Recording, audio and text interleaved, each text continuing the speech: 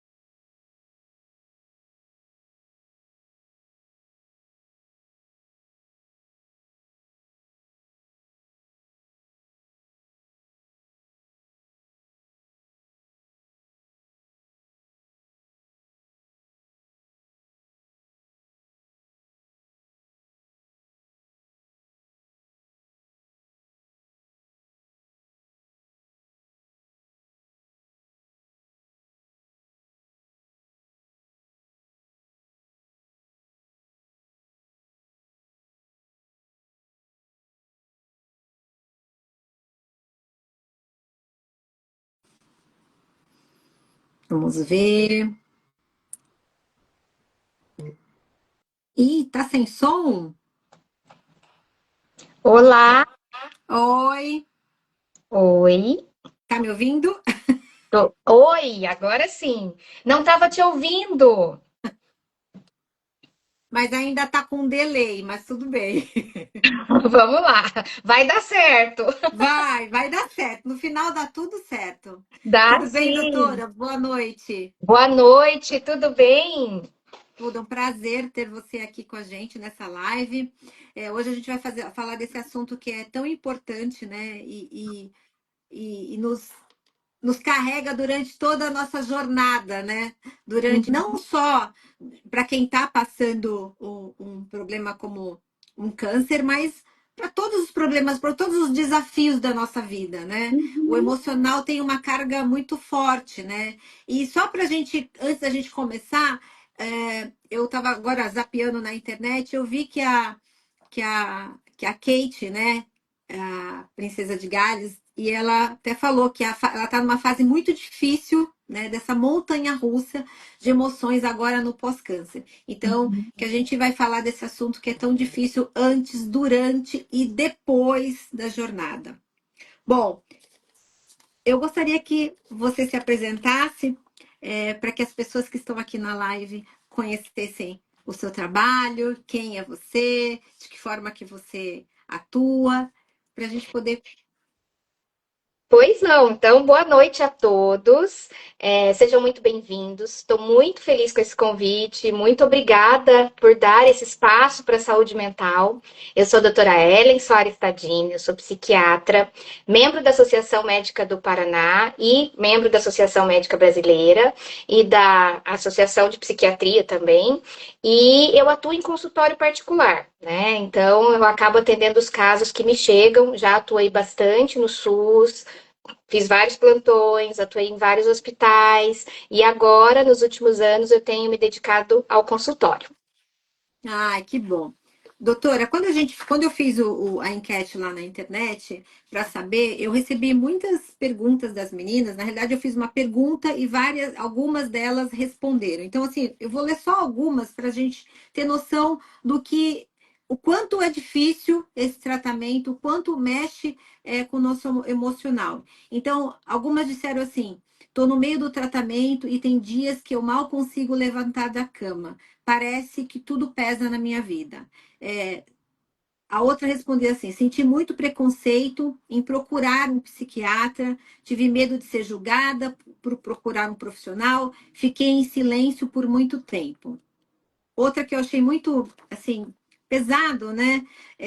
Fui criada ouvindo que psiquiatria era para quem não tinha, para quem perdeu o juízo. Demorei para entender que saúde mental faz parte da saúde. É, Pensando nisso tudo aqui que a gente viu, é comum a gente ter, a gente ouvir, ou a senhora percebe muito esse preconceito em o paciente procurar a sua especialidade? Muito preconceito. É muito difícil o paciente aceitar que ele precisa desse tipo de ajuda, porque existe muito preconceito mesmo, assim, acaba sendo um tabu muito grande falar de saúde mental. Até porque existe o estigma mesmo, né, do psiquiatra, da doença psiquiátrica, né, da pessoa perder o juízo, como uma das colaboradoras colocou aí. Então, acaba sendo muito difícil para o paciente chegar até o tratamento. Geralmente, ele vem mesmo quando ele não tem mais saída, sabe? Já foi em tudo que é médico, já foi no pajé, já foi em todas as alternativas, e o psiquiatra acaba sendo o último da linha. Quando, na verdade, poderia estar lá atrás, junto, sabe? Fazendo com que essa jornada fosse mais leve. E eu acho que isso vem muito justamente do desconhecimento do que é a psiquiatria, né, e do que faz o psiquiatra. Infelizmente, o nosso estigma não está ao nosso favor, né? A psiquiatria ela é envolta numa área assim muito estigmatizada, porque se você for ver os filmes que a gente vê, né, principalmente filme de terror, sempre tem um psiquiatra, sempre tem um hospital psiquiátrico, então já começa que não favorece, né? Mas a psiquiatria é uma área médica, é uma área da medicina, é uma área que cuida de um órgão do nosso corpo, assim como todas as áreas da medicina, cada uma cuida de um órgão. E a gente tem o cérebro, que é um órgão principal, que é o que manda em todo mundo. E este órgão tem duas especialidades distintas que cuidam dele. A gente tem o neurologista e a gente tem o psiquiatra. Os dois cuidam do mesmo órgão. Mas esse órgão ele é tão importante que ele adoece de formas diferentes. Por isso que existem duas especialidades distintas para cuidar dele. Então, ele adoece na forma macroscópica, na forma que a gente vê, no grande, mas ele também adoece nas sinapses, que são as comunicações que acontecem entre as células nervosas. Essas comunicações, quando elas não estão acontecendo da forma como devem ser, elas fazem com que a gente altere nosso comportamento, nosso pensamento, nosso jeito de ver as coisas, nosso jeito de sentir as coisas, inclusive. Tem gente que começa a sentir, inclusive, mais dor, fica mais sensível até mesmo à dor física. E essa alteração é aonde entra o psiquiatra. A gente entra ali para regular aquela parte que deixou de estar regulada. Então, acho que começa aí o preconceito, quando as pessoas conseguem entender que isso faz parte do corpo, eu acho que fica um pouco mais fácil. E assim, outra coisa que eu vejo que às vezes é muito confundido, o psiquiatra com o psicólogo. Uhum, Não é? Existe uma que as pessoas confundem e são especialidades que trabalham juntas, né? sim. Mas fazem serviços diferentes, né? Digamos Uhum. assim. Sim, Outra coisa que eu vejo muito é que as pessoas têm o preconceito da medicação, né? Foi uma das perguntas que tiveram aqui. É, eu não gosto de tomar o remédio porque eu tenho medo de ficar viciada com o remédio. Ou eu não procuro um especialista porque eu acho que a medicação vai me tirar, vai me deixar lenta, ou me tirar, vai me deixar diferente do que eu estou agora. Então, eu gostaria que a senhora falasse um pouco sobre isso para a gente tirar essas muralhas, né? sim, Desmistificar isso. claro. E é muito legal você trazer isso, porque, de fato, a psiquiatria ela é uma área da medicina diferente. A gente não tem nada concreto, sabe? A gente não tem protocolo, não é o mesmo remédio para todo mundo, não é o mesmo tratamento para todo mundo. Ah, mas o fulano tem depressão e eu também, a gente vai tomar o mesmo remédio? Provavelmente não, porque cada organismo é de um jeito. Então, essa questão com a medicação, tem uma série de coisas que a gente precisa ver. Primeiro, desmistificar essa questão da dependência do remédio. Porque quando a gente vai agir na sinapse, que é aquela área que teve a desregulação química, essas medicações elas não geram dependência. O que gera dependência das medicações que a gente usa em psiquiatria são os benzodiazepínicos e os indutores do sono. Essas medicações, elas não têm uma ação direta no tratamento do transtorno mental. Elas são medicações que a gente usa de forma coadjuvante, elas vão ajudar, mas elas não vão tratar. Então, as medicações que tratam, elas não viciam. Elas não têm perfil de vício. A questão é, a gente está tratando o cérebro, o chefe do corpo. Então, é um tratamento que vai precisar de uma dedicação grande, porque é difícil tratar o órgão que é mais protegido. Né? O cérebro ele é super protegido, ele é o nosso chefe. Né? Então, a gente, para chegar nele, tem que romper várias barreiras. Então, é um tratamento que exige muita dedicação. E o que as pessoas confundem muito é que, por ser um tratamento que a gente vai ter que fazer por um longo tempo, as pessoas acham que o remédio vai viciar. E aí, às vezes, a pessoa ela até começa a tomar o remédio, ela melhora um pouco e aí ela quer parar.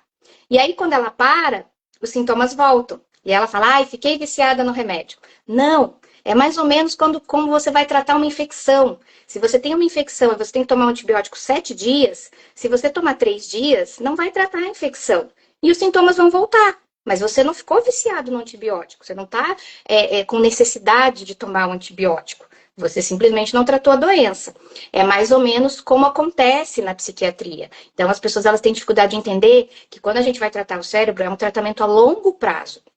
Não porque você vicia, mas porque para a gente alcançar esse objetivo de regular essa parte química e fazer com que ela se sustente, a gente vai precisar de um longo período de tratamento. Mas você pode parar de tomar a hora que você quiser. Se você não quiser fazer o tratamento, inclusive, quiser parar, você vai parar. Pode ser que com algumas medicações tenha algum efeito colateral quando para de uma vez, mas ele não vai viciar. Não, e é importante falar sobre isso também, que às vezes as pessoas podem falar assim, ah, eu não quero misturar as medicações, uma coisa não tem nada a ver com a outra, como a senhora já acabou de falar, né? São tratamentos diferentes, tratado por especialidades diferentes. O oncologista, o mastologista vai cuidar do protocolo da doença, né? Uhum. E, no caso, o psiquiatra vai tratar da parte emocional, que uma coisa não vai, no caso, a medicação, vai interferir na outra, né? Existem medicações que são contraindicadas em determinados tratamentos.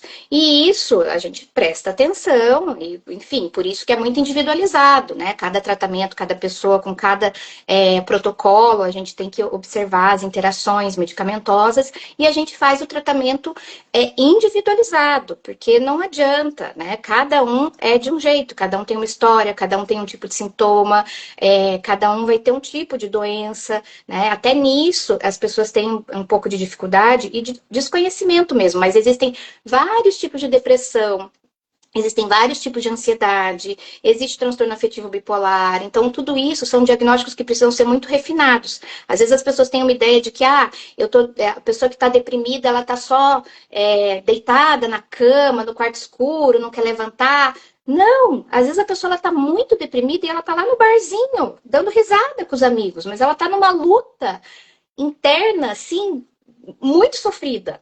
Mas ela tá lá, ela tá indo trabalhar, ela tá lá no barzinho, ela tá dando risada. Isso não quer dizer que porque ela tá lá, ela não esteja sofrendo. Então, tem vários tipos de depressão e a gente precisa começar a perder esse preconceito para a gente conseguir ajudar quem está precisando. E também o julgamento, né? É muito comum o paciente oncológico, você tocou nisso de estar no barzinho e as dores invisíveis, né?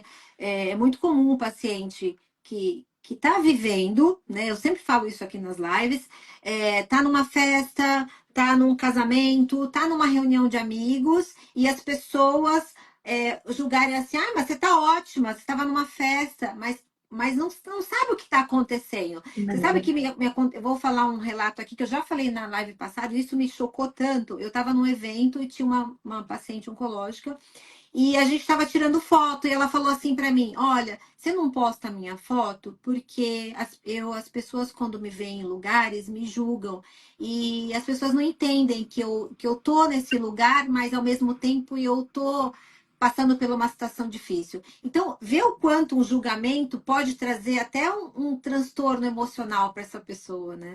É muito triste ouvir isso, mas é muito comum, né? Existe um estigma. Então, o paciente oncológico, ele tem um estigma também, ele carrega, né? Assim como eu, como psiquiatra, carrego um estigma, né? O paciente oncológico também carrega. E, infelizmente, os julgamentos, eles vão existir. Mas, quando eu começo um acompanhamento com o paciente, eu acho que o nosso objetivo é o paciente. Então, essa pessoa, ela tem que se empoderar e ela tem que saber tudo. Ela tem que saber o que ela está tomando, o que ela está fazendo, por que ela está tomando, onde é que o remédio vai agir, o que vai fazer, vicia, não vicia. Ela tem que saber. Eu falo para os meus pacientes assim, vocês não podem ter preconceito. Os outros, eu não tô nem aí. Mas quem precisa de ajuda e quem está tratando é que tem que saber porque só a pessoa que sofre sabe o que ela está sofrendo. E os outros vão falar, a pessoa estando bem, estando mal, enfim, isso a gente não controla. Por isso, é muito importante a gente ter junto a terapia, sabe? A terapia e a psiquiatria, elas vão caminhar juntas mesmo. Então, a terapia, né, que o paciente pode fazer com psicólogo, e aí o tratamento que faz com psiquiatra, são duas coisas que caminham muito juntas. Porque, exatamente, existe essa questão química, mas também existe essa questão muito emocional de como lidar com tudo isso, né? São tantas coisas, é o tratamento, é a medicação, são efeitos colaterais, é a perda do cabelo, é você não se reconhecer, é você estar morrendo de medo porque você não sabe como vai ser seu tratamento, é a sua família, né? Você olhar, às vezes, você tem filhos, né? Para os seus filhos e não saber como agir, como lidar com isso. São tantas coisas e as pessoas julgam. E, infelizmente, né? Elas não estão lá no seu lugar para julgar, né? Mas elas vão julgar. E a gente vai ter que cuidar da gente, sabe? Então, essa é a questão. É um dia de cada vez, é um processo muito difícil. Graças a Deus, a oncologia está sempre avançando muito e os prognósticos são cada vez melhores, graças a Deus. Mas isso não significa que o processo é fácil. Por melhor que seja o prognóstico, é um processo e é difícil passar por ele. Mas não precisa ser mais difícil que o necessário. Então, E nenhum processo é linear, né, doutora? Não é igual para todo mundo, né? não, não é. Doutora, quais são os principais sintomas, os principais sinais e sintomas que a saúde mental precisa ter uma atenção? Porque, às vezes, quem está do nosso lado, a nossa rede de apoio, quer tomar uma decisão, quer ajudar e não consegue, né? Então, às vezes é importante a gente falar quais são esses. O que é determinante para a gente chegar e ajudar, ou até oferecer essa ajuda, né, para o paciente? Quais são os sinais e sintomas que a gente pode falar, identificar dentro dessa jornada, que a gente pode dar esse apoio e ajudar? Olha, é muito difícil, porque para cada um é de um jeito, Sim, né? Mas geralmente, assim, a pessoa ela muda o comportamento dela. Então, se ela era muito expansiva, ela fica mais retraída, né? Se ela já era mais retraída, de repente ela fica mais irritadiça, sabe? Ou ela começa realmente a ficar, a gente chama de astenia, assim, ela fica mais para baixo, mais quieta, mais sem energia. Então, depende, sabe? Se você vê que essa pessoa, né, tá passando por um processo difícil, e aí eu nem falo só da doença, mas pode ser qualquer processo na vida de sim. qualquer pessoa, né? E ela tá com um comportamento diferente, eu acho que oferecer a escuta sem julgamento já é um passo muito grande para que essa pessoa possa baixar a guarda e buscar uma ajuda, né, com um psiquiatra e também, enfim, ser encaminhada para terapia, né, porque independente, né, a terapia ela vai ser um processo fundamental também no tratamento. Outra coisa que eu ia perguntar é, assim, porque tem a genética, né, que a gente fala assim, o paciente está passando por um processo e a gente escuta muito isso, né? Ah, olha, infelizmente o câncer foi por um problema emocional que você passou aí na sua vida, né? Aconteceu alguma coisa e aí, olha o que aconteceu, deu nisso. Eu Uhum. posso dizer que a epigenética pode ter um fator determinante para que o câncer tenha acontecido quando a gente fala em emoções ou não. Existem fatores, né, que são, como a gente vai dizer assim, que podem predispor, né? Mas não é porque a pessoa fez ou deixou de fazer alguma coisa que isso vai acontecer. Porque é a mesma coisa a gente dizer assim, poxa, fumar predispõe a um câncer, sim, né? Mas não é todo mundo que fuma que tem câncer. Sim. Então, assim, né, tudo bem, a gente sabe que, né, a pessoa ter outras doenças, né, ou ter, enfim, outros fatores que possam predispor, vão aumentar um pouco o risco, mas não é por isso exatamente que ela teve um câncer. Outra coisa, doutora, assim, a gente sabe, sorrir, né?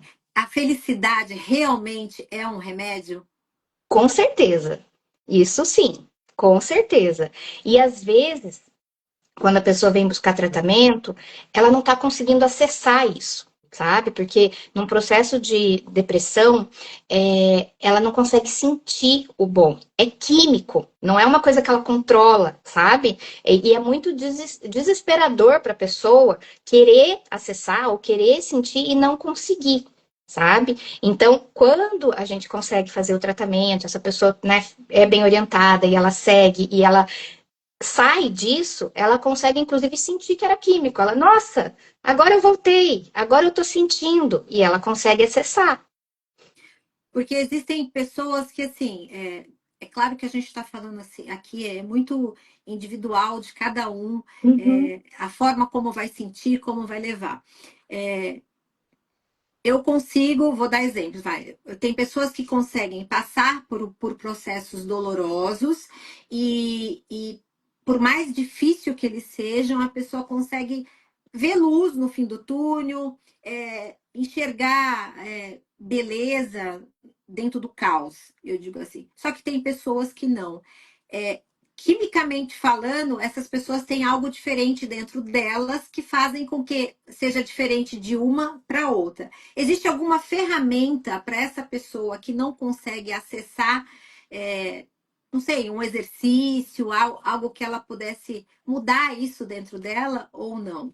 Ou só com remédio, só com o tratamento? É que depende, né? Se isso for algo químico, e aí é com a avaliação com o psiquiatra que a gente vai conseguir identificar se isso é químico, aí sim, vai precisar do remédio. Claro que a atividade física, ela faz parte do tratamento. Eu falo para os meus pacientes que a gente tem 5 pilares no tratamento, né? O remédio é um deles, mas os outros 5 a gente tem que buscar ativamente, que é a qualidade do sono, a atividade física, a terapia, a alimentação e a espiritualidade. Esses pilares, eles ajudam muito na reestruturação dessa parte química que a medicação vai fazer, né? Então, às vezes, se é um processo mais leve, você fazer atividade física vai te ajudar muito e talvez você até consiga ter esse acesso. Quando é uma coisa mais leve, tá? Quando é algo de moderado para mais grave, a atividade física sempre vai ajudar, mas ela não vai agir como a medicação vai agir. Ela não vai lá naquela parte química da sinapse regular aquela comunicação. Aí a gente vai precisar da medicação. Tem algum a senhora tem algum caso no seu consultório de paciente oncológico que esse paciente tenha conseguido mudar, reverter isso sem ter que usar alguma medicação, só com a atividade física, com essa mudança nesses pilares que você acabou de falar? Eu tenho pacientes que chegaram precisando da medicação, a gente fez todo o tratamento, né? E a pessoa foi conseguindo colocar e colocando esses pilares, né? E depois de um tempo, eu tenho alguns pacientes que sim, a gente consegue tirar a medicação e a pessoa se sustenta. É com todo mundo que acontece isso? Não, não é, tá? E não é a maioria que acontece isso. Porque aí a gente entra em outras questões. Porque geralmente, quando o paciente chega para buscar ajuda lá com o psiquiatra, ele já está num processo de cronificação da doença, porque ele já está com isso há muito tempo. E ele, por vários motivos, não buscou antes, né? Porque, enfim, não conhecia, não sabia, tinha preconceito, achava que era, né, tudo aquilo que a gente já falou. E quando ele chega, a gente já está num processo de evolução da doença que a gente não consegue reverter totalmente. Às vezes a gente consegue estabilizar e a pessoa viver bem, ela ficar bem, mas talvez ela vá precisar tomar o remédio. Não porque vicia, mas porque para sustentar aquela melhora, a gente vai precisar continuar com a medicação. E isso, de novo, é tudo muito, muito, muito particular. Não dá para a gente generalizar nada aqui, né? Tô falando do geral, mas o geral também ele é individualizado. Doutora, a senhora acha que existe vou usar esse termo, mas talvez nem fosse esse, uma negligência, digamos assim, por parte das outras especialidades na hora de encaminhar esse paciente para um psiquiatra? Porque, assim, A gente sabe que quando a gente chega na especialidade que vai cuidar do câncer, são muitas coisas, né, para serem vistas. É Uhum. biópsia, é exame, e não é todo médico que acaba tendo esse olhar. Então, talvez se tivesse um olhar diferenciado, seria diferente, porque a gente sabe que o emocional, quando ele é bem estruturado, né, dentro do possível, no momento do diagnóstico, talvez esse paciente levasse de uma maneira mais fácil. A senhora percebe isso, que é mais difícil, que existe uma barreira das outras especialidades? Existe a barreira do colega ainda, né? Eu acho que cada vez mais menos, né? E aí a gente tem a doutora Maria Cristina maravilhosa, Maravilhosa. né? Para provar que assim isso está mudando e pessoas como ela estão cada vez mais engajadas no bem-estar do Exatamente. paciente como pessoa, né? Não só como a doença, né? Mas sim, infelizmente ainda existe um pouco desse tabu no meio médico, mas também existe o tabu do próprio paciente. Eu já ouvi de vários colegas que tentaram me encaminhar pacientes que o paciente ficou bravo porque ele sugeriu que precisava do psiquiatra, porque tem todo aquele estigma. Você sabe que eu sou fonoaudióloga, né? E Uhum. aí, hoje eu atendi um paciente, e aí ele falou assim, ele estava com zumbido. Aí ele falou assim, doutora, você acredita que me mandaram para um psiquiatra porque eu tô com zumbido? Aí pensei logo na live hoje, né? Eu falei, ah, é? E você. Não, eu não fui, porque eu não tô louco, eu tô com zumbido. Ele falou para mim. É Aí eu falei, isso. não, mas às vezes, né, é necessário. Aí tentei explicar para ele, mas existe um estigma tão grande, né, da pessoa achar isso. E você falou agora do filme, quando você estava falando, eu fiquei pensando dos filmes, né, de terror, sempre Aham. tem. Então, realmente, isso é bom a gente conversar sobre isso, porque as pessoas têm realmente esse tabu de achar que vai tomar um remédio e não procurar a especialidade. Ó, Uhum. tem uma pergunta que eu queria falar para você, assim, quais são os impactos emocionais mais comuns, né? Se você pudesse enumerar, assim, para o paciente que sofre, que recebeu o diagnóstico do câncer. Essa é pesada, né? É difícil, porque realmente é um momento, acho que, de muito impacto, né? A pessoa, às vezes, ela fica até perdida mesmo, né? Eu acho que o mais difícil é lidar com o medo, né? O medo do desconhecido, o medo de como vai ser, de como vai ser o tratamento, de como vai ser. É o medo de tudo que vai vir. Então, é uma ansiedade muito grande, desculpe. É uma ansiedade muito grande que esse paciente passa, essa paciente passa, e isso pode, sim, né, vir a desencadear um transtorno depressivo, porque é uma notícia muito pesada de receber. Como a gente estava falando, por melhor que estejam os prognósticos hoje, por mais que a gente tenha muitas mulheres que tenha cura, né, é, independente, é muito difícil receber essa notícia e passar por todo o processo. Eu estava vendo que mais de 40% das mulheres que passam, né, pelo câncer, no caso, seja eles de mama ou qualquer um outro, elas desenvolvem ansiedade, depressão, e isso é uma doença, né, que infelizmente ela continua, né? Porque a pessoa Uhum, sai do tratamento e muitas vezes, outra pergunta que eu vou fazer aqui agora, para mim também não é fácil, e eu sinto que o pós, né? Quando você sai daquele momento que é o estresse de você tentar sair desse furacão que é o diagnóstico, e depois você termina tudo, e agora? O que eu vou fazer da minha vida? Então parece que essa depressão vem mais assim como se fosse sufocante dentro da gente. Eu até recebi uma resposta de uma menina que ela falou: eu me sinto sufocada agora no pós-câncer. Como é que uhum. lidar com isso, doutora? De novo, né? É tão difícil porque cada um acaba tendo um tipo de medo, né? E como é que vai ser voltar para o mercado de trabalho, voltar para a minha vida? Eu posso fazer, eu não posso fazer, as pessoas vão me julgar, as pessoas, né? Como é que vai ser para o outro? E aí, de novo, né? Essa pessoa ela tem que estar bem acompanhada, né? Tanto com uma avaliação com um psiquiatra, quanto numa terapia, até para ser conduzido o processo com ela, né? Para que ela possa também acolher a dor que ela teve, né? Entender que aquilo agora, né, já é uma outra fase, aceitar que às vezes ela vai ficar perdida mesmo, porque às vezes a gente fica, né, para poder seguir. Né? Então, é muito individual, mas eu acho que essa questão da pessoa ter esse acompanhamento é, é necessário. A gente não dá conta das coisas sozinho. Ninguém dá. A gente precisa de ajuda. Você falou que trabalha e que já trabalhou no serviço público, né? Uhum.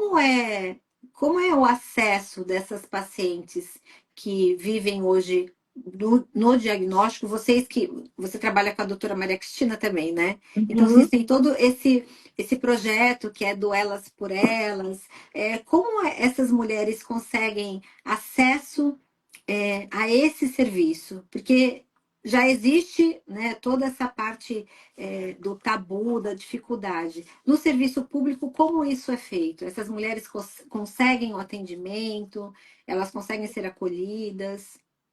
Infelizmente, né, no serviço público ainda tem um gap muito grande para que a gente consiga oferecer um serviço de saúde mental que possa acolher todos que precisam, porque muita gente precisa, né? Então, no serviço público, por exemplo, aqui em Curitiba, você é encaminhado na sua unidade de saúde, você pede um encaminhamento para o psiquiatra. E aí, dependendo do serviço que você vai ser encaminhado, que você pode ir para um hospital escola, ou você pode ir para um ambulatório de especialidades, tem uma fila, né? E aí essa pessoa entra na fila para aguardar esse atendimento com o especialista, assim como se ele precisasse para um cardiologista, para um reumatologista, para um ortopedista. Então, existe essa dificuldade de acesso, e uma fila muito grande. E aí essa mulher fica esperando e aí, infelizmente, não consegue. Uhum. Em grandes centros, né, assim, aqui como Curitiba, ainda é mais fácil do que se fosse no interior, por exemplo, porque existem mais serviços, existem mais profissionais, mas ainda é muito falho, ainda é muito difícil. Quando eu trabalhava, né, pelo SUS, assim, era muito difícil porque às vezes eu tinha pacientes graves que eu precisava ver a cada 2 meses e eu precisava ver eles semana que vem, sabe? Porque não tinha vaga para conseguir atender todo mundo. Esse paciente não podia esperar 2 meses, né? E era muito difícil e muito frustrante e muito pesado ter que lidar com isso, de você não conseguir dar a assistência que aquela pessoa precisava porque o sistema não conseguia dar conta, né? Mas, enfim, existe e se funcionasse como deveria funcionar, se tivesse os profissionais, né? Porque eles não acham também tantos profissionais, então tem que trabalhar 3 psiquiatras, tem um só, então acaba ficando muito sobrecarregado, e daí você tem uma fila de espera muito grande. Mas se isso funcionasse como deveria ser, o SUS é maravilhoso, sabe? O SUS é muito bom, se ele funcionasse como ele deveria funcionar. Doutora, assim, a gente sabe que hoje a medicina integrativa, ela trabalha muito a favor, né? Principalmente das doenças emocionais. A gente vê aí várias ferramentas a serem usadas. É, quais a senhora falaria aqui que no caso do seu consultório, dos seus pacientes, você usaria como ferramenta também, né? Porque é claro que tem esses 7 pilares que educação, alimentação, um bom sono, enfim, tantas outras que você falou aí. Depois eu quero até que você fale sobre o sono. Mas qual dessas, no caso da medicina integrativa, você falaria, olha, eu aconselho, é possível, ajuda? Em relação, não sei se eu entendi sua pergunta, ao que da medicina Por integrativa? exemplo, óleos essenciais, é, tirando a terapia, tem outras coisas que a gente, hoje em dia, as pessoas fazem, né? Que ajudam. é, Respiração, meditação, todo esse outro Sim, lado, né? sim, sim, e de fato, a meditação é sensacional, ajuda muito, né? Mas eu sempre falo para os meus pacientes, o que você quiser fazer, que você sentir que te ajuda, faça. Vai e faça, né? Só não pode conflitar com o tratamento. Então, Sim. né, enfim. E aí, mas olha, eu gosto de meditar, eu gosto de usar floral, eu gosto de. Tudo bem, vai e faz, sabe? Porque vai te ajudar. Então, assim, mas especificamente falando, como você colocou ali, a meditação é realmente algo que faz muita diferença. O exercício físico, que a gente já falou, né? Mas agora falando de outras práticas, a meditação é sensacional. Teve agora no congresso que teve de Câncer o Asco, não sei se foi desse ano ou do ano passado, que a yoga, né, veio com um trabalho científico já comprovado do quanto ela melhora essa parte mental, né, Muito. física, porque o paciente, a gente passa por um momento muito difícil e a gente precisa usar. Eu sei porque a gente está tomando tanta medicação e às vezes eu até entendo do paciente não querer entrar numa outra medicação porque ele não quer. Parece que ele já se sente já tão carregado de ter que tomar tanta Intoxicado, né? coisa. Exatamente. E aí dependendo do momento que ele está, ele quer realmente procurar coisas alternativas. Vale lembrar que a gente não está falando para parar a medicação, é Uhum. um tratamento paralelo para ajudar, né? Para trabalhar a parte mais leve, para deixar você com a consciência mais leve, né? Tranquila naquele momento. Doutora, no seu consultório ou na sua prática diária, você, né? Agora, como Ellen por Ellen, como você faz para equilibrar o seu emocional? Sabe por que eu te pergunto isso? Porque a gente está falando de tratar do emocional do outro, né? Mas Uhum. o né? E é uma coisa muito assim, porque você é uma pessoa comum como qualquer outra, tem problemas como qualquer outras de nós aqui. Como que você faz para equilibrar o seu emocional depois que você fecha a porta do seu consultório e deixa os problemas do paciente lá, porque você não pode levar tudo para casa, né? Maravilhosa essa sua pergunta, né? Como qualquer outra pessoa, eu também preciso de ajuda, né? E eu tenho a minha terapeuta, tenho a minha terapia, porque para mim é necessário, né?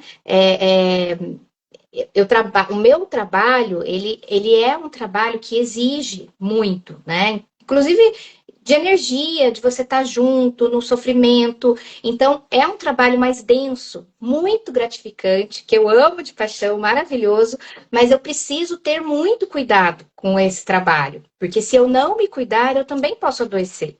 Então, eu preciso também de ajuda, né? E tenho minha terapia há talvez 20 anos, sabe? Eu acho que já 20 anos, sabe? Então, assim, já passei por vários processos, já fui analisanda, fiz psicanálise, terapia cognitivo-comportamental, terapia de orientação analítica, né? Nesses 20 anos, porque isso, para mim, é o que me ajuda muito. Fora os outros pilares, que aí é claro, né? Isso eu falo para os meus pacientes também. A gente nunca vai conseguir fazer tudo perfeito. Ah, um dia eu consegui fazer atividade física, mas eu não consegui fazer a minha respiração, não consegui fazer minha yoga, essa semana não deu. Tudo bem, mas a gente tem que ter em mente que a gente vai estar sempre começando. Ah, hoje não deu, tá bom, amanhã eu vou. Né? E equilibrar os pratinhos não é manter todos os pratinhos, né? Às vezes vai cair um, vai pegar outro, vai. E essa é a vida real, entendeu? Não adianta a gente chegar lá e falar, olha, você tem que fazer os 5 pilares, senão você não vai melhorar, senão não vai dar certo. Não, isso aqui é um plano para a vida. A gente vai ter que organizar para poder fazer uma mudança de hábito de vida. Eu vou conseguir fazer no primeiro mês? Não vou. Talvez eu não consiga fazer nem no primeiro ano. Mas eu já vou colocar em prática o plano para ir começando a fazer e sustentar o máximo que eu conseguir. E sabe que eu acho muito legal a gente estar falando isso daí, porque eu fiz essa pergunta porque às vezes as pessoas olham assim, ela deve ser mega equilibrada, né? Porque ela consegue tratar o outro. E não é, porque a gente são pessoas comuns, né? A gente passa pelos problemas, talvez não os mesmos, mas tem dificuldades no dia a dia. Não existe Sim, uma vida perfeita, né? E não. falando em vida perfeita, eu acho que hoje o emocional da gente fica muito desgastado também por conta do lado virtual, né, doutora? Porque assim, tem muita informação. A gente tem que entender que o que aparece nessa tela aí, que é um cardápio para gente, é só um fragmento editado, né? É, Então, e para um paciente oncológico, que às vezes eu escuto muito isso, e vejo também, eu vi. fulana tá de um jeito e outra tá do outro. E alguns se sentem até prejudicados de ver que um tá melhor do que o outro. E eu acho que tá tudo bem, porque são pessoas vivendo em lugares diferentes, né? Não dá pra gente trazer a vida do outro para dentro da nossa. Mas tem gente que fica muito emocionalmente abalada. Hoje, com a internet, o quanto que isso cresceu, e o quanto você diria que prejudicou para os seus pacientes? Nossa, essa aqui dá outra live, né? Mas, É, sim, né? É muito difícil, porque realmente, né, nos últimos anos e com as redes sociais, a coisa piorou muito. Eu acho que as tecnologias, elas são parte da nossa vida e a gente vai precisar aprender a conviver com elas. Mas se você for parar para pensar, né, e é uma reflexão interessante, desde o começo do século passado, né, ali a gente tinha televisão, tinha rádio, né? Depois que veio a televisão, até então era rádio, televisão, jornal, né? E aí, de repente, nos últimos 30 anos, a gente tem internet, a gente tem globalização, a gente tem rede social, a gente tem WhatsApp, a gente tem. Então, assim, o que às vezes a gente demorou 100 anos para se adaptar, agora a gente está tendo que se adaptar em 10, né? Porque vamos lá, de 15 anos para cá, né, que começou a questão maior das redes sociais, não dá tempo. A gente não tem estrutura emocional desenvolvida para entender como isso se encaixa na nossa vida. As coisas, elas só vão vindo e a gente vai absorvendo. E a gente ainda não entendeu como é que isso funciona. E também não entendeu o limite disso. Então, as pessoas elas estão sofrendo porque realmente a gente está vivendo uma vida que exige da gente coisas que a gente ainda não tem estrutura para dar. Né? Ninguém trabalha 24 horas por dia, mas o telefone está lá com mensagem 24 horas por dia. Né? Às vezes tem gente que tem chefe que manda mensagem 2 da manhã. Tem, enfim, né? N problemas. É, né? Então as pessoas não estão conseguindo ainda lidar, né, com essa tecnologia que ela pode ser boa, né? E até as redes sociais. Precisa ter um filtro. E a gente precisa se fortalecer emocionalmente até para enxergar as coisas com esse filtro. Senão a gente adoece. Outra coisa também, por exemplo, eu aqui na minha rede social, eu falo de tudo um pouco, mas eu falo de câncer, né? Falo da doença, eu falo, mas eu não falo pro lado ruim, né?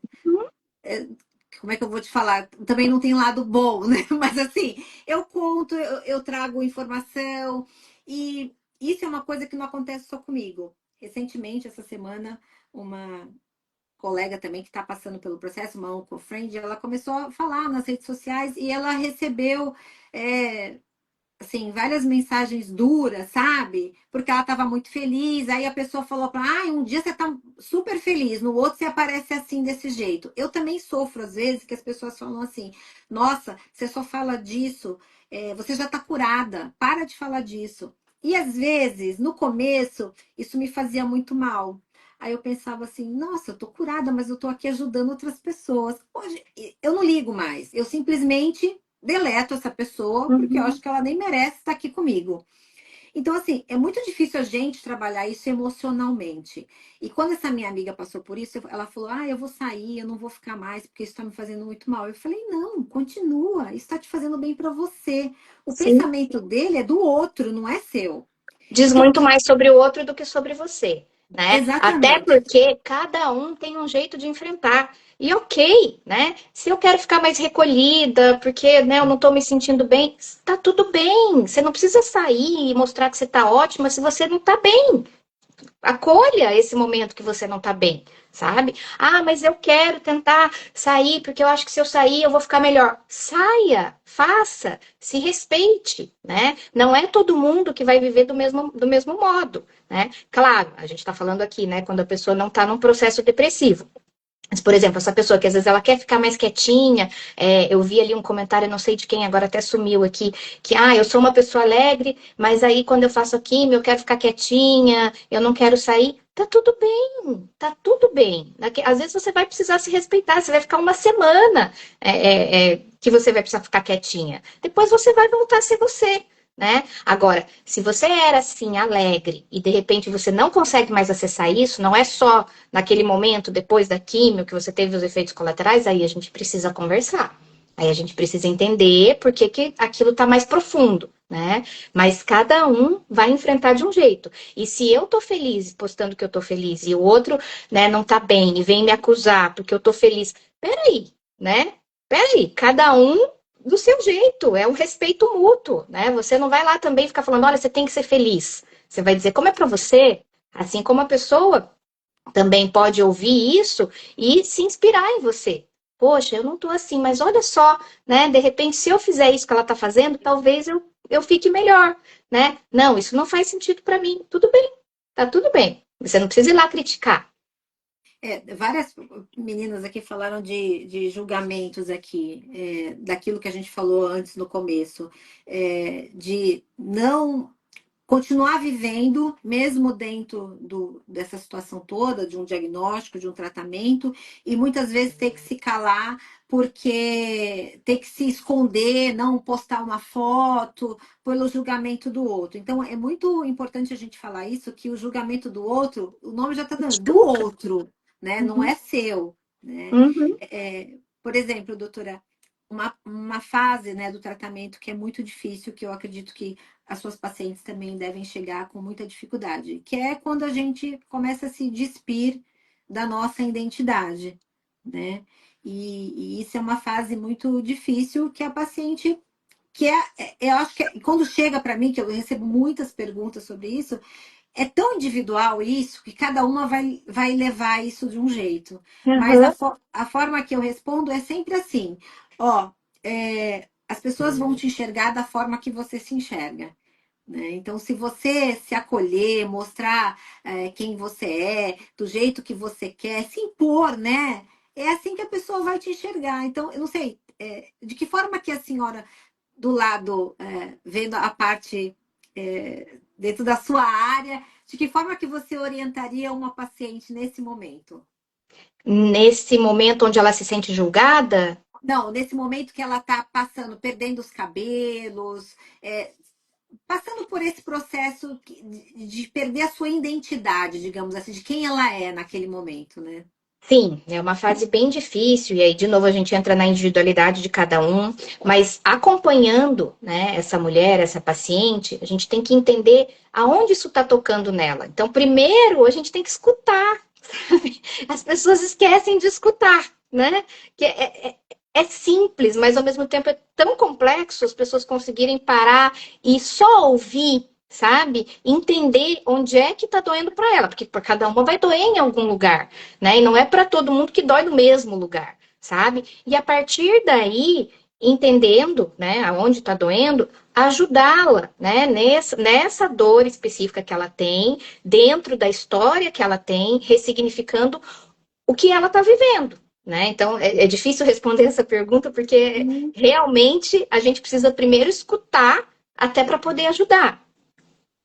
Quimicamente falando, doutora, uma pessoa, claro que é totalmente diferente da outra, mas passando pelas mesmas situações, né? Só que mulheres diferentes. Quimicamente falando, por que que uma enfrenta de um jeito, digamos, mais leve e a outra, às vezes, não consegue nem sair de casa? O que que acontece nesse corpo, né? Quais são as enzimas? O que que acontece nesse momento que ela não consegue enfrentar da mesma forma que a outra? Tá, então vamos lá, né? Vou falar de uma forma geral sobre como acontece, né, um episódio depressivo. Então, assim, a gente tem as sinapses, que são as comunicações entre os neurônios. Então, é como se eu tivesse duas células, e esse meio, esse espaço do meio aqui, é onde acontece a comunicação. Então, basicamente, eu vou passar uma substância, que são os neurotransmissores, de um neurônio para o outro neurônio. E essa comunicação vai passando de um neurônio para o outro. Por algum motivo, e aí é multifatorial, é biopsicossocial. Então, assim, biologicamente, a gente tem causas genéticas e a gente tem causas orgânicas. Por exemplo, o câncer pode provocar depressão e ansiedade, porque é uma inflamação do nosso corpo. E a inflamação, ela atinge algumas substâncias que podem afetar esse funcionamento da sinapse. Então, aí a pessoa teve lá o processo, né, oncológico, está passando por um câncer e ela desenvolveu uma depressão. Quando a depressão acontece, é um desequilíbrio nessa comunicação aqui. Ó. A informação não passa do jeito que tem que passar. Quando a informação não passa do jeito que tem que passar, o meu cérebro ele não para de funcionar, porque a informação não passou do jeito que tem que passar. Ele continua funcionando, mas ele continua funcionando de um jeito que não é ele. Deixa eu ver se dá para explicar. Por exemplo, a pessoa muda o jeito de ver a vida, ela muda o jeito de sentir as coisas. Eu era uma pessoa muito tranquila, otimista. De repente eu começo a ficar nervosa, irritada, amarga, pessimista. Eu sempre vi a solução das coisas, agora tá tudo ruim, eu não vejo solução de nada. Porque o organismo dela, aquela parte química, está construindo pensamentos diferentes do que ela teria se essa conexão estivesse funcionando. E é aí que a gente entra, que eu entro. Eu vou lá e vou reestruturar essa comunicação para que essa informação volte a passar. Então, o tratamento com o psiquiatra nada mais é do que fazer a pessoa voltar a funcionar como ela era. É fazer a pessoa voltar a ser quem ela é. Não é Essas dopar, não é... sinapses, como se essas sinapses é voltassem a distribuir, né? Mais Isso, ou menos a assim, né? informação, exatamente, né? Então é a pessoa voltar a ser quem ela era, não é dopar, não é anestesiar, não é deixar viciada, não é drogar, não é nada disso. Qualquer coisa diferente da pessoa voltar a ser quem ela era, a gente tem que rever. Porque às vezes acontece. Eu comecei a tomar um remédio, fiquei meio tanto faz, tanto fez. Não é para acontecer isso. Se acontecer, você tem que falar para o seu médico, dizer, olha, tô meio apática, não tá legal. Porque às vezes aquela medicação não é a medicação para você, às vezes a dose não está adequada, às vezes tem que trocar, às vezes tem que associar. O que eu falo para os meus pacientes é que a gente precisa estar junto, eu preciso saber como é que você está. Se está evoluindo bem, se está evoluindo mal, se teve efeito colateral, porque eu não tenho bola de cristal. E como é algo que a gente não tem exame, e é daí que também vem o preconceito,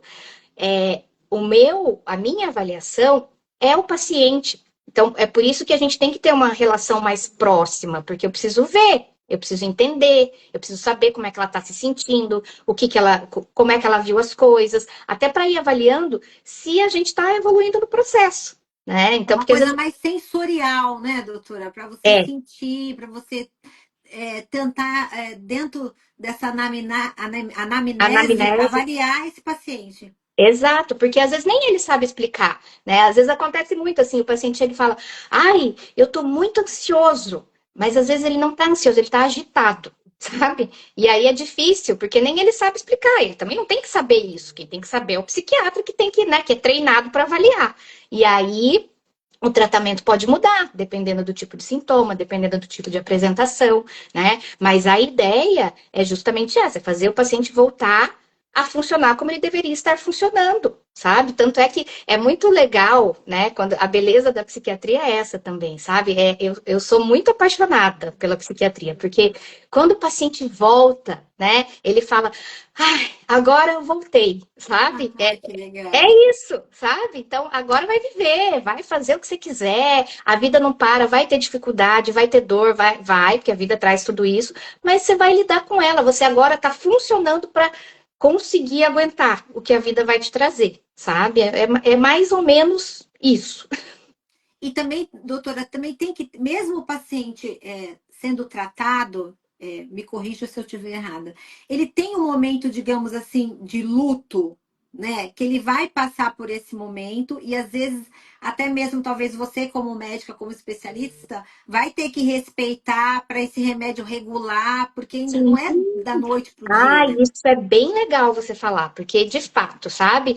Eu brinco com os meus pacientes que tem 3 fases do tratamento, que ele tem que superar 3 fases muito difíceis. Que eu falo, é o risco de 3 do paciente largar o tratamento, que são os 3 primeiros dias, as 3 primeiras semanas e os 3 primeiros meses.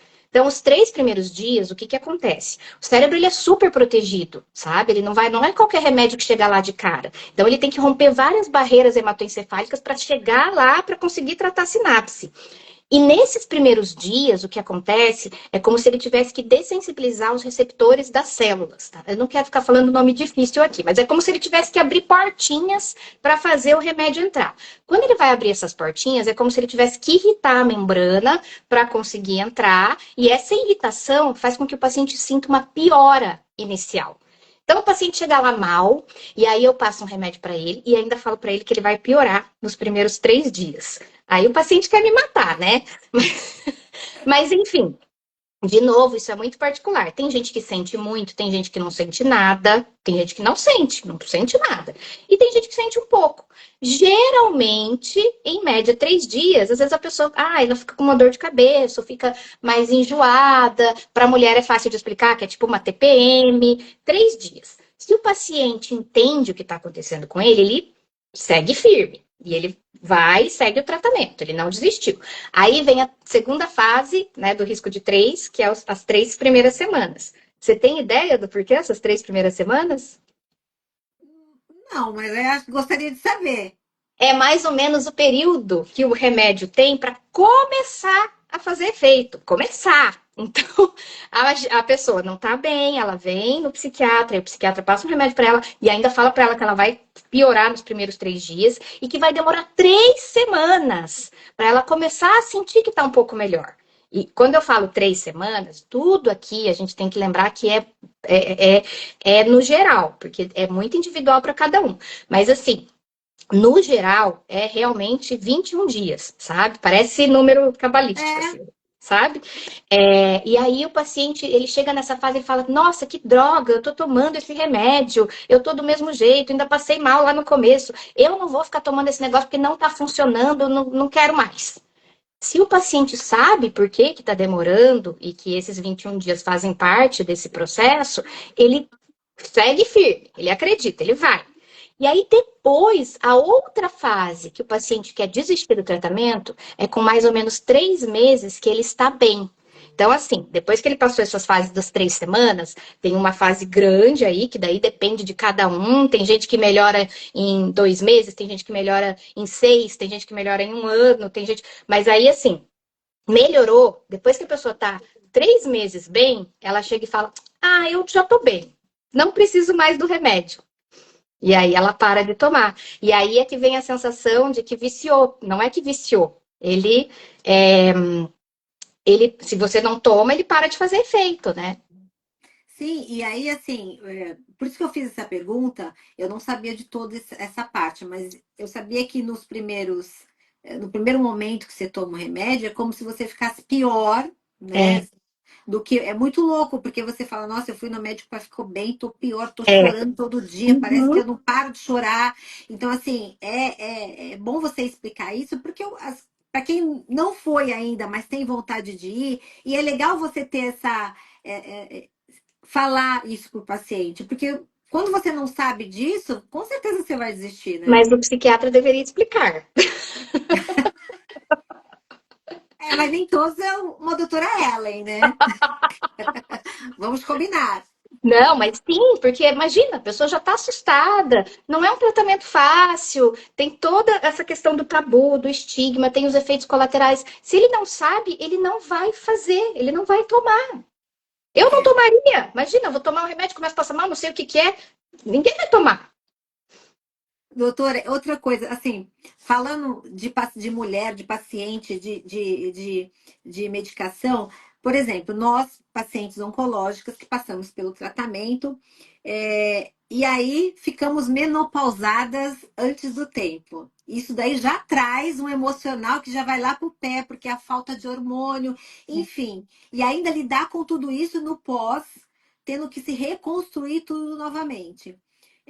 Como é que lida, né? Eu sei que é muito individual, cada uma é única e tem medicamentos. É que a mulher nessa fase, não tô nem falando aí do câncer, né? Mas assim, normalmente ela já vai ficar Vai. emocionalmente abalada. Uhum. E aí, nesse caso, a gente está falando, né, de um processo de tratamento que provocou isso, né? Ela precisou ficar assim antes do tempo, né, para poder, enfim, ter a cura, para poder caminhar no tratamento. Então, é um processo de aceitação difícil. Sabe? Não vou mentir, é difícil mesmo, e tá tudo bem ser difícil, mas é possível. Então, a gente tem que também, né, ver medicações que podem ajudar nesses sintomas. Existem medicações que podem, né, alguns antidepressivos, eles têm uma ação mais específica nessa questão dos calorões, desse desconforto, né, que essa que essa baixa hormonal causa. Então, a gente, de novo, também, eu sei que você sabe que é individualizado, mas a gente pode olhar para isso com mais cuidado, sabe? Existem meios. Ó, a Fabi colocou aqui: sou alegre no geral, mas estou sem vontade de sair. Preciso socializar mesmo. Preciso socializar mesmo sem vontade? Isso é um sinal de depressão? Depende, né? Acho que foi da Jaque que eu acho que eu tinha lido por alto ali, que a gente até comentou. Depende. Assim, se você, né, é uma pessoa alegre no geral, mas aí nos dias que você, né, passa ali pela químio, você, né, fica mais amuada, tem mais efeito colateral, se respeite, tá tudo bem você não querer sair naquele momento. Não, isso não é depressão. Você tá, enfim, dando um tempo pro teu corpo, você tá se respeitando.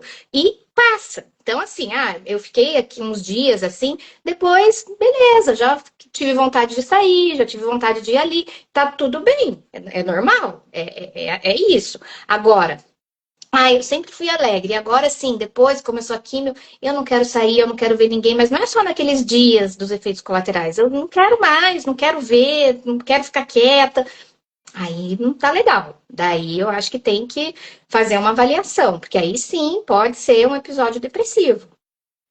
Aqui tem outra aqui. Tudo que a pessoa com câncer não precisa é enxergar todo esse processo com o véu acinzentado da depressão.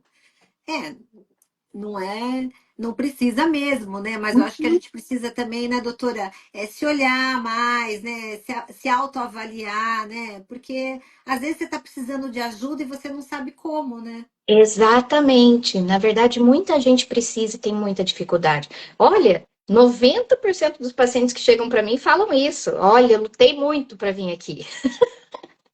E aí, quando melhora, né, a pessoa até, nossa, por que que eu não vim antes, né? Porque é isso, não precisa ser tão pesado, já é pesado, entende? Vamos tentar deixar o mínimo possível. Doutora Ellen, uma pergunta. Você acha que todo mundo deveria passar por um psiquiatra? E eu sou bem suspeita para falar, sabe? Né? Eu também já fui ao psiquiatra, né? Assim, olha a polêmica, né? Mas eu também já precisei, uma época da minha vida, tive. A terapia é algo que antes de eu querer ser psiquiatra, eu já queria, né, cuidar e achava que é muito importante essa questão da saúde mental. Acho que é até por isso que eu vim para essa área, né? A gente tem realmente, né, os seus porquês, você tem o seu chamado ali. Mas eu tenho um sonho que um dia vai ser muito chique cuidar de saúde mental. As pessoas vão achar chique falar que tem um psiquiatra, que fazem terapia. Eu já acho, sabe? Mas eu tenho esse sonho, né? Que as pessoas um dia vão entender que cuidar de saúde mental é prioridade. E eu vou te dizer, vou puxar a sardinha para o meu lado. Porque assim, se você não está bem emocionalmente, você pode ter a saúde que for, você não Exatamente. consegue viver bem. Agora, se você está bem emocionalmente, você pode estar desenganado, você consegue ver beleza no processo. Assim, eu vou fazer uma pergunta sobre que é o que a gente hoje na internet, ou enfim, a gente acaba é, vendo muito. A positividade tóxica, ela ela ao mesmo tempo que ela é ruim, porque a gente vê, infelizmente, a gente vê muita gente gratiluz, colocando, romantizando coisas que infelizmente não tem necessidade, né? O quanto isso é prejudicial para quem está vivendo no caos? É prejudicial porque é ilusório, né? Então, assim, mesmo que a pessoa seja muito grata, que a pessoa. Ela vai ter também seus momentos ruins. Isso não aparece no Instagram, não aparece no vídeo, não aparece nas postagens das pessoas, né? É fácil você ser gratiluz naquele momento que a câmera tá ligada, né? Agora, quando aquilo sai do público, como é que é? A gente não tem como saber. E eu vou te dizer. É impossível estar bem 100% do tempo, o tempo todo. Isso não existe. Não existe. Mesmo quem não tem nada, quem não tem nenhum transtorno de humor, quem não tem depressão, não vai ficar bem o tempo todo, até porque a vida, ela traz as coisas pra gente, ela prega umas peças na gente que, olha, não tem como, a gente vai viver nessa gangorra, é normal. Agora, quando a gente já tá passando por um processo difícil, e aí vem a pessoa dizendo, mas tá acontecendo porque você não é grata. Porque... Meu Deus, isso é de uma crueldade. que eu não consigo nem imaginar, Aí, sabe? doutora, repete de novo. Isso é uma crueldade para que as pessoas ouçam, porque paciente oncológico o que mais ouve é isso. Você tem que ser grata, você sobreviveu. Então, né, é difícil, porque, poxa vida, é muito complexo, que aí a gente cai lá naquilo que a gente falou um tempo atrás, que as pessoas estão tendo muita dificuldade de escutar e olhar para o outro, as pessoas estão olhando muito para si. Então, a gente, né, vive num mundo que as pessoas não se olham, elas só veem o que é delas. Então, elas chegam julgando com o julgamento delas, falando com o sapato delas, mas elas não andam com o seu sapato, entendeu? E aí Exatamente. elas julgam que você está andando com o mesmo sapato que elas estão. Não tá. Então ela não pode falar. Mas ela fala porque ela não consegue olhar o outro, ela não consegue escutar o outro. E isso são habilidades que a gente desenvolve também, né? Então é muito difícil, mas aí eu acho que a gente tem que ter essa rede de apoio, sabe? A terapia, de novo, né? Sou fã da terapia, já deu para notar, né? Que Mas bom, assim, que bom. a terapia ela ajuda muito a gente nesse processo de autoconhecimento, sabe? Eu brinco que a terapia é como se a gente fosse ler o nosso manual de instrução. Quanto mais a gente sabe as funções que a gente tem, mais a gente usa elas a nosso favor. E às vezes a gente pode ter uma função que é deixar no mudo essas pessoas e a gente não está sabendo usar. E hoje em dia, né, fala-se muito de inteligência emocional, fala-se muito, né, do quanto a gente tem que ser positivo. E não, como você falou, não é bem assim, é muito difícil, mas é possível, né, doutora, tendo essas Sim. ferramentas, tendo um bom acompanhamento, tendo um suporte emocional, né, de um profissional, ter uma rede de apoio, né? Vale lembrar aqui que para quem está passando por isso, e você vai me responder isso até melhor ainda, o quanto é importante a gente estar numa comunidade, né, que a gente se Os sinta. grupos são maravilhosos, sabe? Trocar essas experiências é terapêutico, é muito importante. Você se acolher, acolher o outro, ser acolhido, sabe? É muito importante. Doutora, vamos para os finais aqui, mas antes eu queria que você falasse um pouquinho do sono, porque o paciente que está passando por um processo como esse, acho que uma das coisas que ficam mais prejudicadas, e eu acredito que isso daí também prejudique mais ainda o emocional, é o sono. Como que a gente pode melhorar isso? O sono, ele é 50% do emocional, tá no sono, sabe? Então, se a gente não dorme bem, vai ser muito difícil a gente ficar bem emocionalmente, muito difícil. E aí, assim, existem medidas simples que a gente pode fazer para melhorar o sono. Chama higiene do sono. Você já ouviu falar sobre higiene do sono? Eu tento todo dia. E é isso mesmo, é igual, né, o AA, é mais um dia, sabe? Você vai tentando todo dia. Um dia você consegue, no outro dia você não consegue, mas aquilo que a gente fala, é a luta, né, de poder colocar isso na sua rotina. Mas, enfim, a higiene do sono, ela é muito importante. Eu vou explicar para quem, né, nunca ouviu falar desse termo, mas, assim, a gente primeiro tem que ter um lugar calmo e escuro para dormir, silencioso, né? A gente tem que ter um horário, então a gente tem que ter uma rotina, a gente tem que ter um horário para dormir, um horário para acordar, né? A rotina ela põe o nosso ciclo circadiano para funcionar. A gente, coisas que as pessoas falam, né? Que às vezes elas não entendem que é importante dormir antes da meia-noite. Ah, mas eu durmo 1 da manhã até as 10 da manhã. Não adianta. Você tem que dormir bem antes, né? O ideal seria 10 da noite, né? Assim, às vezes até antes, mas a gente vive no mundo real e nem sempre isso é possível, né? Mas enfim, quanto antes você conseguir dormir, é melhor. Porque a gente também tem a qualidade do sono, de aprofundar as fases do sono, e a gente precisa de tempo para isso. E não é só tempo de sono, é o tempo da noite. Porque tem alguns hormônios que a gente tem picos de produção de madrugada. E se a gente não estiver dormindo naquele horário, não vai produzir, não vai regular. Então, o horário para dormir e para acordar, tomar cuidado com a atividade física e atividades muito estimulantes perto da hora de dormir. Então, terminar suas atividades mais estimulantes 3 horas antes de você ir dormir, né? Então, assim, eu vou dormir às 11, até às 8 eu tenho que terminar a minha atividade estimulante. Eu vou dormir às 10, até, né, às 6, às 7, enfim. Respeitar esse ritmo À noite, a gente também não pode ter refeições muito pesadas antes de dormir, 3 horas antes de dormir. Então, janta 3 horas antes. Ah, tô com fome, quero comer uma coisinha, vai ser um lanchinho, vai ser algo mais leve, para não ser muito pesado antes de dormir, nem gorduroso, nem, enfim, tem que ser uma refeição mais leve à noite. É, uso de telas, né? Então, as telas é o maior vilão do sono de qualidade. Então, assim, que você conseguir ficar sem tela é melhor. Ah, mas eu não consigo. Tenta. Que seja 1 hora antes de dormir, sabe? Deixa o celular fora do quarto, compra um despertador daqueles de pilha, sabe? Daqueles antigos. Deixa do lado, porque isso vai fazer muita diferença. Até vou convidar as pessoas para fazerem o teste, sabe? Né? Deixa o celular de lado e dorme 1 hora antes sem tela, sabe? Aí, vou dormir com a televisão ligada. Não, desliga a televisão para daí dormir. Ah, até pode ver a televisão, mas desliga e vai dormir. O ideal é não ter televisão no quarto, para você associar o seu quarto com sono, né? Então, não assistir TV, não trabalhar, enfim, né? A gente deixar o quarto para a gente associar com sono, tá? Que mais? Se eu esqueci alguma coisa. Acho que esses são os principais. São cuidados que a gente tem que ter na rotina para a gente melhorar a nossa qualidade de sono. Isso, gente, vale lembrar que é para todo mundo da família, né? Todo Não é mundo da família. As crianças, principalmente. todo mundo da família. Eu tô tentando isso daqui na minha casa, não é fácil, né? Porque a gente acaba tendo um monte de coisa para fazer, como você falou, a vida é real. É. Doutora, bom, nós estamos chegando no fim dessa live, que foi maravilhosa, mas eu queria saber se você tem algum assunto que você queria passar aqui, queria reforçar alguma coisa. Você já falou da higiene do sono, que é maravilhosa.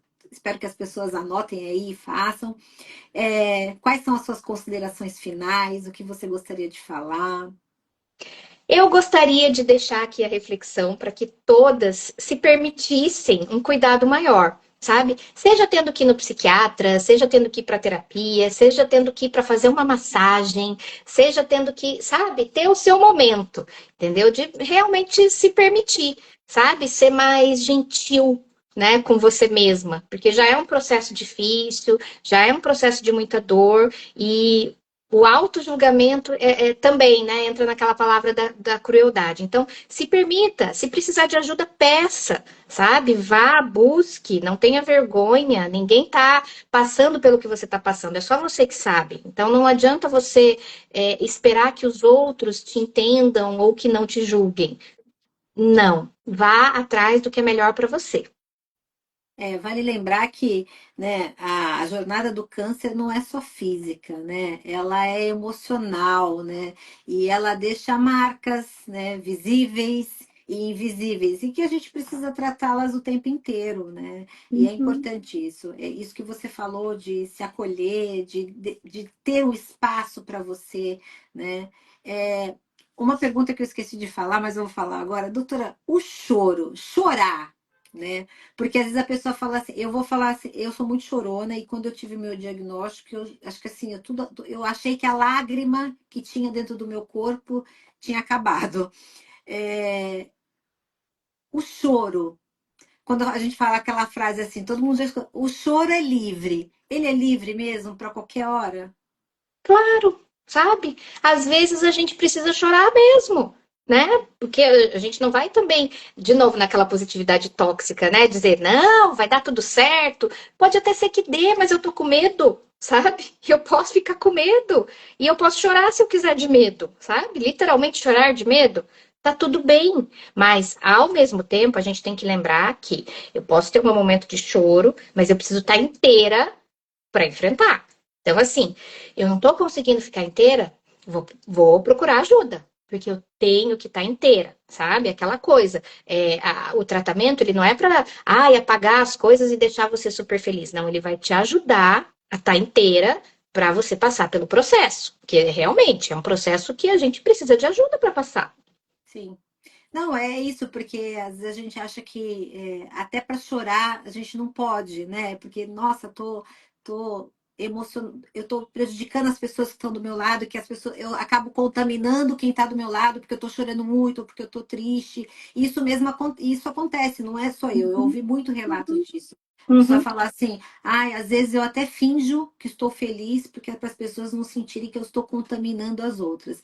Então, uhum. que as pessoas chorem mesmo quando tiver que chorar, Pra né? gente poder ter esse termômetro, sabe? Poxa, tá, você tá chorando, é isso mesmo, é triste, mas você tá conseguindo sair disso? Né? Ou não, tá muito pesado e você não tá conseguindo sair, porque aí a gente busca ajuda, né? Não, eu tive só aquele momento, eu chorei, agora eu tô melhor, mas aí eu tive um outro momento, chorei de novo, mas agora eu tô melhor, tá conseguindo sair, porque esse é um processo que oscila muito, vai ter hora que você vai estar super positiva, vai ter hora que você vai achar que nada vai dar certo, vai ter hora... sabe, é isso, não tem como fugir disso. Não adianta a gente querer que a pessoa fique só bem, ou, né, não vai acontecer. E ok, né, tá tudo certo. Desde que você esteja conseguindo voltar para você, sabe aquele negócio, voltei a ser eu? Aí Sim. tá tudo bem. Agora, tá com dificuldade de voltar a ser você, né? Você tá sofrendo, e ok, tudo bem, faz parte do processo sofrer, porque é sofrido mesmo, mas você não tá conseguindo voltar para ser você, tá muito sofrido, você só tá naquele sofrimento, precisa de ajuda. Ai, doutora, obrigada. Essa live aqui, olha, a gente já tem assunto para muita coisa, né? Ah, Porque eu que falar. agradeço. Obrigada mesmo por dar espaço, né, pra gente falar disso. Ai, foi muito boa. Espero que as pessoas tenham gostado. Parabéns pelo seu trabalho. Obrigada por esse carinho, por ser tão acolhedora. Dá vontade de ficar falando com você assim, porque você tem uma voz calma, é aquela pessoa assim que acolhe. Só de você explicar como que vai ser, da forma como você falou aqui, bem tranquila, a gente já se sente acolhida. Muito E eu obrigada. que agradeço muito. O seu trabalho é muito especial.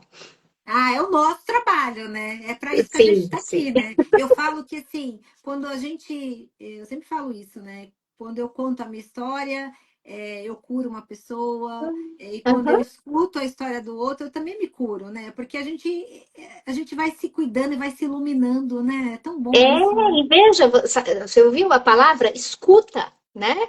É quando a gente escuta, as coisas transformam. A gente se escuta, a gente escuta o outro. É isso. Bom, vamos tirar Uhum. uma fotinho aqui. Peraí, deixa eu tirar os É. comentários. Depois. A doutora Ellen, além de maravilhosa, é linda. Gente, eu conheço ela Ah, pessoalmente.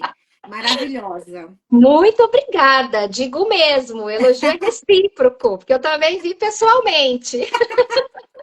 Obrigada, boa noite. Bom final de noite aí Obrigada. para você. Bom descanso. Muito obrigada, tá bom? Eu que agradeço. Muito obrigada. Beijo a Beijo grande a todos. todas. Tchau, tchau. Tchau, tchau.